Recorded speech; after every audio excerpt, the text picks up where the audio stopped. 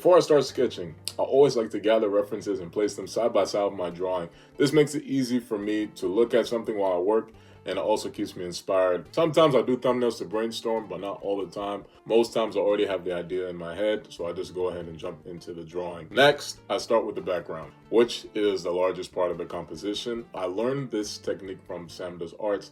He always starts from big to small. So I typically begin with the blue sky, blending different tints and hues to create a gradient. Then I add warm colors for the ground and fence to balance the scene out.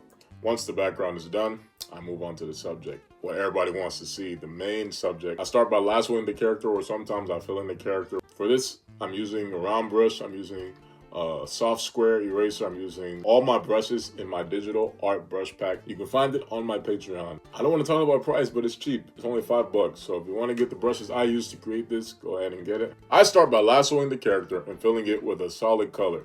This helps me block out the shape and begin building layers of depth. When it comes to shading, I use a multiply layer to create contrast between light and dark. It's important to know where the light is coming from. So for example, this picture, the light's coming from the front. I'll say she's basically front lit. So this whole part is going to be lit. The same approach applies to the hair. So I haven't studied hair in a while, but I usually use the same concept. Art is about putting down the right values, the right colors, in the right places. Like I said, I was inspired by Sam Does Arts for this piece.